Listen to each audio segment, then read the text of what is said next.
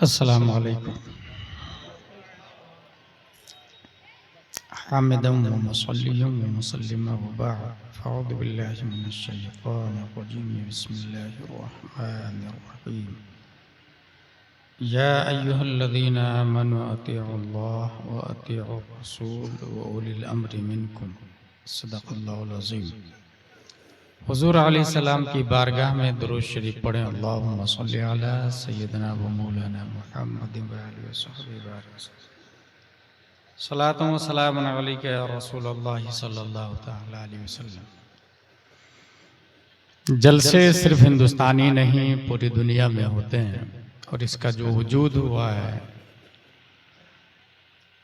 Door to door बाप बाप इंसान को दीन की बात बताना, उसकी बनिस्बत बैक वक्त हजारों लोगों को एक जगह जमा करके पैगाम मुस्तफ़ा पहुंचाना, ये जलसे के वजूद का मकसद है। मेला, दुकान, मिठाइयाँ, किराना, खिलौने, ये जलसे के मकसद में मुतअज्जर बनता, रुकावट डालता है। माजी में कुछ तकरीरें ऐसी हुई हैं जिसने आलमी तारीख पर सुनहरे नुकूश छोड़े हैं। जैसे हजरत मुसअब बिन उमैर रज़ियल्लाहु ताला अन्हु की तकरीर सुनकर 10,000 लोगों ने कलमा तय्यब पढ़कर हल्का बगोशे इस्लाम हो गए थे। एक और मुकर्रिर थे हजरत तारिक बिन ज़ियाद रज़ियल्लाहु ताला अन्हु, उनकी 3 लाइन की तकरीर थी। अय्युहन्नास ऐनल मफर अल बहरु मिन वराइकुम वल अदु अमामकुम वलैसा लकुम वल्लाहि इल्ला सद्क़ वस्सब्र। मेरे दोस्तों कहाँ जाओगे? सामने दुश्मन, पीछे समंदर, डॉल्फिन, ब्लू व्हेल, शार्क, दोनों जान के प्यासे। सिवाय इलाए कलमा हक के दिए no option, no chance, no way, no street, no path. इस तकरीर को सुनकर 7,000 के मजमा पर वो असर पैदा हुआ कि उन्होंने अपनी कश्ती को माचिस लगाई और 800 साल तक स्पेन की छाती पर इस्लाम का झंडा सबसे ऊंचा लहराया था। ये इस वजह से हुआ था कि कुरान शरीफ में आया इन्नमा यस्तजीबुल लदीना यस्माऊन, कबूल हक को वो लोग करते हैं जो तवज्जो से सुनते हैं। जो मेला में घूमते हैं उससे इनकलाब नहीं आता।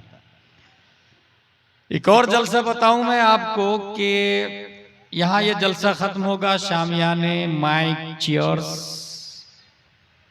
ये सब के सब यहाँ से उठा लिए जाएंगे, मगर उस जलसे के इख्तिताम पर लोगों की लाशें उठाई जाती थी।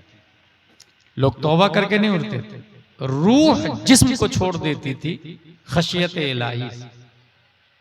वो जलसा गौसिया था। तकरीर करने वाले शेख अब्दुल कादिर जीलानी हुआ करते थे।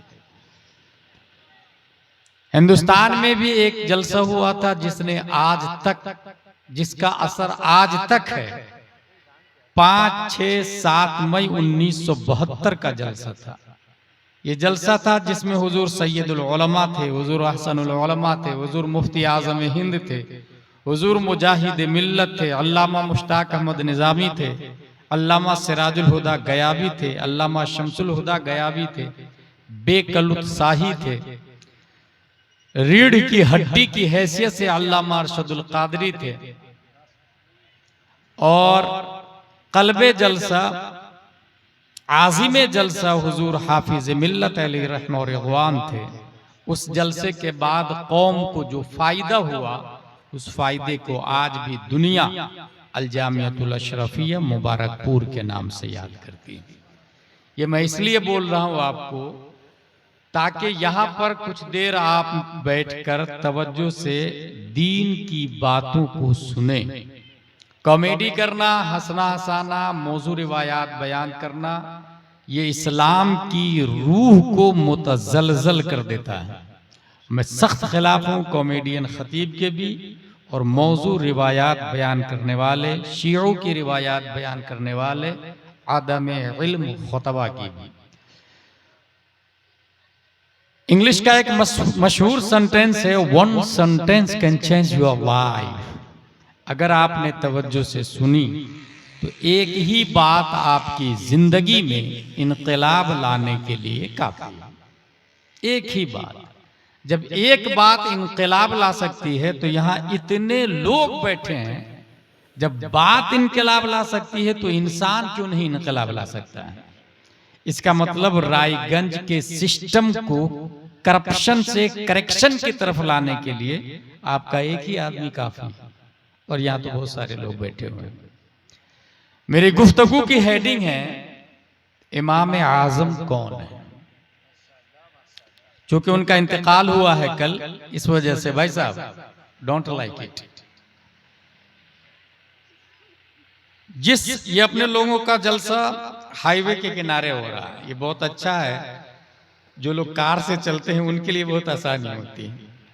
हमारे हजरत थे, जब मैंने अभी आज कहा कि मैं आ रहा हूं लोकेशन भेजिए, तो उनको लोकेशन ही नहीं समझ में आ रहा था कि भेजते कैसे। मैंने कहा सीखें, और उन्होंने सीखा अल्हम्दुलिल्लाह, और भेजना आ भी गया उनको। ये जो हाईवे बनाया गया है यहाँ से कोलकाता जाने के लिए, आज से 5000 साल पहले ये नहीं था। लोग जाने के लिए चंद लोगों का काफिला होता, गधा होता, घोड़ा होता, बैलगाड़ी होती, उसके सहारे लोग चलते। कहाँ जा रहे हैं? कोलकाता जा रहे हैं। अगर कोई कह देता कि आप रॉन्ग सिमत में जा रहे हैं तो वो अपना रास्ता बदल भी देते थे। लेकिन इस वक्त हाईवे बनने के बाद इजीली इंसान बोर्ड पढ़ के मंजिल मकसूद तक चला जाता है। हाईवे के बाद में अगर कोई अपनी फॉर्च्यूनर को खेत से ले जाए, मोटरसाइकिल से ले जाए, he is not genius, he is bullshit person, he is nonsense person. अल्लाह तबारक व तआला ने इंसान को अक्ल दी। अक्ल में 100 बिलियन न्यूरॉन्स है और 100 ट्रिलियन कनेक्शन है। 2.5 पेटा डाटा स्टोरी हमारा माइंड कर सकता है। पेटा क्या होता? 8 बीट्स का एक बाइट बनता है, और 1000 बाइट का एक केबी बनता है। 1000 केबी का एक एमबी बनता, मेगा बाइट। 1000 एमबी का एक जीबी बनता है, गीगा बाइट। 1000 जीबी का एक टीबी बनता है, टेराबाइट। 1000 टीबी का एक पीबी बनता है, पेटाबाइट। 2.5 पेटाबाइट हमारा डाटा, हमारा माइंड स्टोर कर सकता है। लेकिन उसके बावजूद ये दिमाग सही रास्ते पर ले जाए, इसकी कोई गारंटी नहीं। यही वजह है कि किसी जमाने में इंसान सबसे बड़ा मालदार वो होता था जिसके पास 100 बीघा जमीन, 200 बीघा जमीन, जमींदार अपना वजूद रखता था, अपना स्टेटस रखता था। अदालतें लगती थी, कचहरी भी लगती थी उसी के सामने। अदल इंसाफ का पैमाना भी वहीं से होता था। गांव में कोई गड़बड़ करे तो उसी के यहाँ ले जाके सजा भी दी जाती। अदालत का सिस्टम उतना स्ट्रांग नहीं था। पंचायत जगह जगह हुआ करती थी। लेकिन बाद में एक जमाना दूसरा आया, तारीख ने करवटें ली, और सबसे बड़ा मालदार वो बना जिसके पास प्रोडक्शन हाउस ज्यादा है। जो नोकिया बनाता है, जो सैमसंग बनाता है, जो आईफोन बनाता है, वो मालदार है। लेकिन इस वक्त जो जमाना ने टर्न लिया है, अब नोकिया का ऑनर या सैमसंग या आईफोन का ऑनर बड़ा मालदार नहीं। जिसके पास इंफॉर्मेशन डाटा ज्यादा है वो बड़ा आदमी, जिसके पास इल्म का खजाना ज्यादा है वो बड़ा आदमी। यही वजह है कि 27 अक्टूबर 2022 में एलन मस्क ने ट्विटर को $44 बिलियन में खरीद लिया। Information data. इस वक्त मालदारों में एलन मस्क का नाम आता है, जिसने सीधा स्पेस पे कब्जा किया है। और स्पेस का इस्तेमाल इंफॉर्मेशन डाटा के लिए होता है। ये जो हम और आप अमेरिका, लंदन, डरबन में जो बात करते हैं वीडियो कॉल से, इंफॉर्मेशन डाटा उसके पास सब सेव है। बारिश कहाँ होने वाली है, तूफान कहाँ आने वाला है, सैटेलाइट के जरिए बता दिया जाता है। Information data. आप इस वक्त क्या कर रहे हैं ये उसको खबर है। खुद आप अपने मोबाइल में लिखे वर्ल्ड मैप आ जाएगा, उसको जूम करे तो इंडिया आएगा, उसको जूम करे तो रायगंज आएगा, उसको जूम करे तो ये दारुल उलूम हुसैनिया आ जाएगा, उसको जूम करे तो ये जलसागाह आएगा और आप बैठे हुए हैं ये भी उसमें दिख जाएगा। Information data. इस वक्त सबसे बड़ा मालदार वो आदमी है जिसके पास इंफॉर्मेशन डाटा है। उसके बावजूद दिमाग समटाइम ये कहता है कि पैसा कमाना चाहिए, दुकान खोल, फिर कहता है ना उससे अच्छा नौकरी है। एक बार गवर्नमेंट की नौकरी मिल जाए फिर हराम करो या हलाल करो कोई मतलब नहीं होता है, वो सबसे अच्छी। फिर दिमाग फैसला करता ना बिजनेस ही करना चाहिए, कभी फैसला करता है बड़ी कंपनी खोलनी चाहिए, दिमाग बदलता रहता है। इसी तरीके से जिस तरह जंगल में जानवर बड़े जानवर छोटे को खा जाता है, इंसान भी अमीर गरीब को खा जाता है, यही अच्छा है। समटाइम दिमाग ये कहता है, फिर कहता है ना ये वाला अच्छा नहीं, खुद भूखा रह के दूसरों को खिलाना ये वाला तरीका अच्छा है। ये दिमाग मुख्तलिफ तरीके से मुख्तलिफ मौके से मुख्तलिफ डिसीजन देता। इसी वजह से इंसान शुरू में अपने दिमाग की बुनियाद पर यह कह रहा था कि who is amongst our God, who is among us powerful, हम में सबसे ज्यादा ताकतवर कौन है, वी शुड प्रे हिम, मुझे उसकी इबादत करनी चाहिए, मुझे उसका प्रे करना चाहिए। इस हवाले से इंसान ने कहा सबसे ज्यादा ताकतवर जमीन है। क्यों? इसलिए कि ये जो जितने लोग आप यहां बैठे हुए हैं ना, ये इंसान नहीं बैठे, ये सब जमीन बैठे हुए हैं।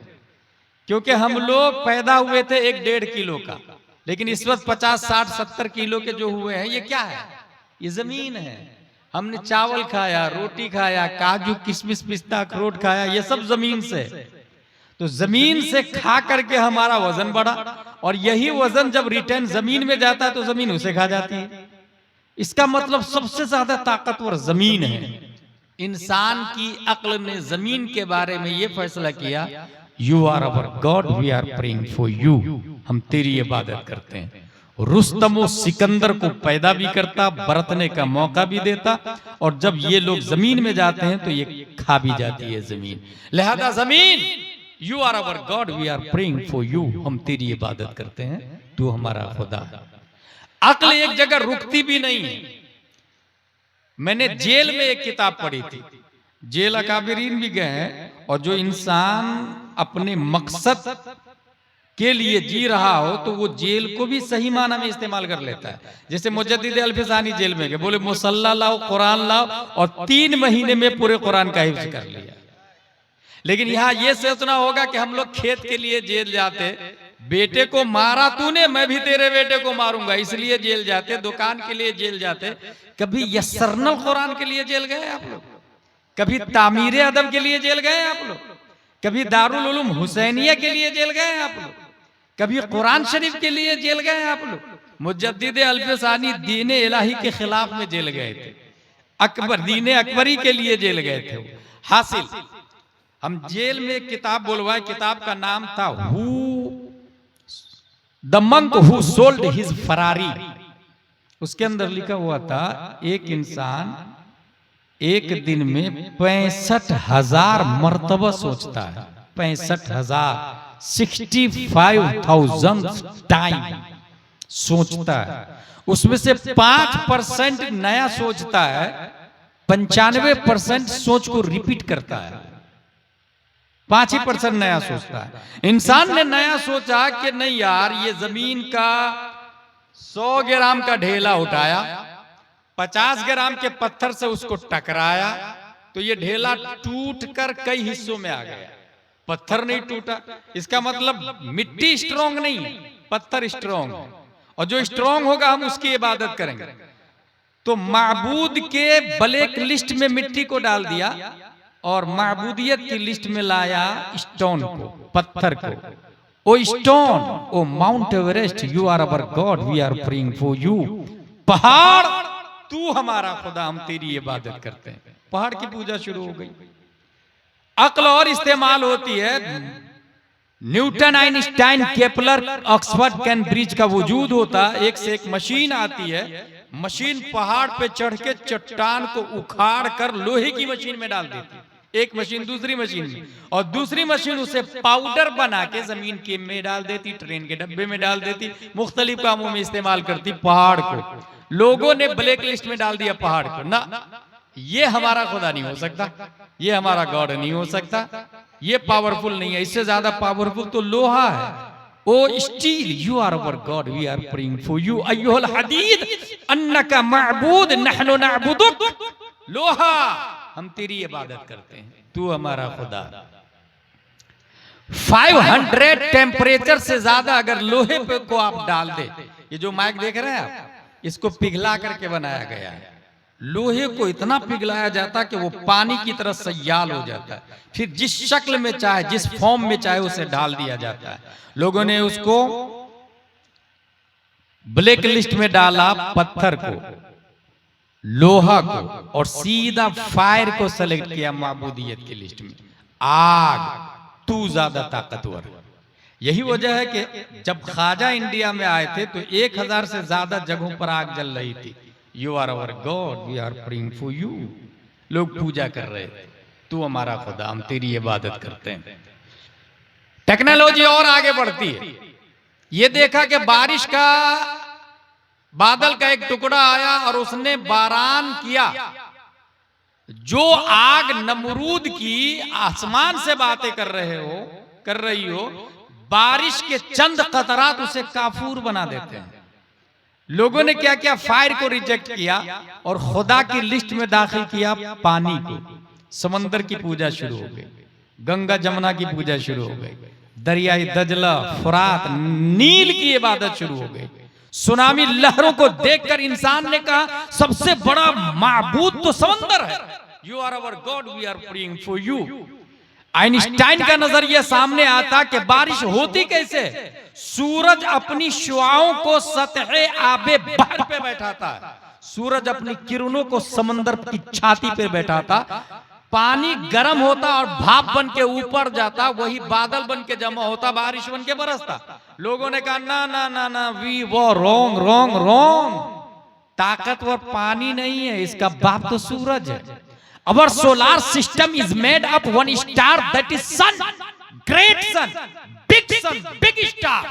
8 planet, Mercury, Venus, Earth, Mars, Jupiter, Saturn, Uranus, Neptune, and 146 moons.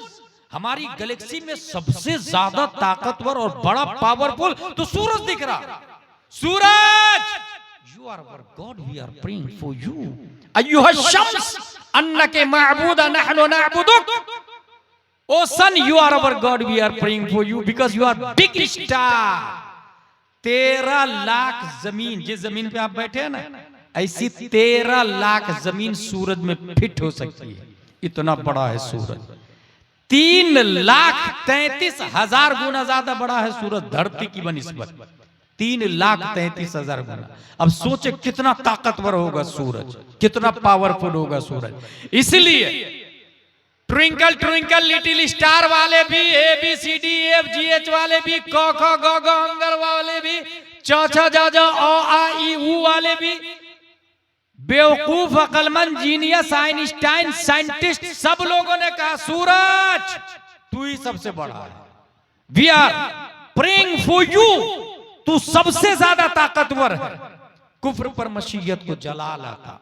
रब्बे Qadeer 571 ईस्वी अब्दुल्ला की पीठ से, आमिना के बतन से, मकाम बैदा पीर के दिन सुबह सादिक लफ्ज़ मोहम्मद से मुसम्मा प्यारे मुस्तफ़ा को पैदा फरमाता। और हमारे नबी सल्लल्लाहु अलैहि वसल्लम मकाम सहबा में उसी सूरज पर जो 3,33,000 गुना ज्यादा बड़ा है, 13 लाख जमीन सूरज में फिट हो सकती है, जिसकी शुआओं से पानी भाप बन के ऊपर जाता है, उसी सूरज पर अब हमारे नबी ने अपनी हुकूमत का सिक्का चलाया और अली की नमाज की खातिर सूरज से कहा पलट। ये पलट कहना जवाब था। न्यूटन आजा, डार्विन आजा, जरकाली आजा, केपलर आजा, अरस्तु आजा, सोक्रात आजा, बोक्रात आजा, ऑक्सफोर्ड वाला तू भी आ, कैम्ब्रिज वाला तू भी आ, जेएनयू वाला तू भी आ, जेएमयू वाला तू भी आ, दुनिया के तमाम कॉन्वेंट, सेंट पायस, सेंट जोसेफ, लिटिल फ्लावर, सब के सब आ जाओ। तुम सबसे बड़ा सूरज को मानते हो, वो मुस्तफा का नौकर है, नौकर। और जब नौकर इतना पावरफुल है तो मालिको मुख्तार कितना पावरफुल होगा। और हमारे नबी ने यह नहीं कहा सूरज तू ज्यादा ताकतवर है, बल्कि हमारे नबी ने कहा ला इलाहा इल्लल्लाह मुहम्मद रसूलुल्लाह, दैट इज इस्लाम। ये इस्लाम अल्लाह तबारक व तआला ने हमको दिया। अब अक्ल ये कहे कि मैं पत्थर को सबसे ज्यादा ताकतवर मानता हूं और गॉड मानता हूं, मानने वाला अक्लमंद नहीं, बेवकूफ होगा।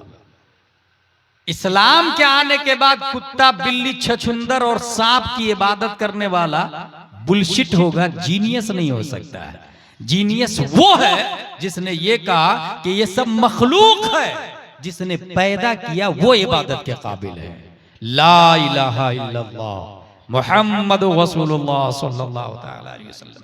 इसीलिए कुरान शरीफ में अक्लमंद काफिर को नहीं कहा गया है। गौर कीजिएगा, अपने लोग अक्लमंद है, कलमा पढ़ने वाले अक्लमंद है। क्यों? क्योंकि बिन देखे अपने रब को एक मानते हैं हम लोग।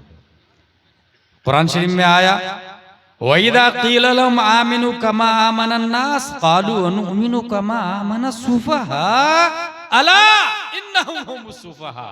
बेवकूफ वो लोग हैं जो ईमान नहीं लाए, ईमान लाने वाले अक्लमंद लोग हैं।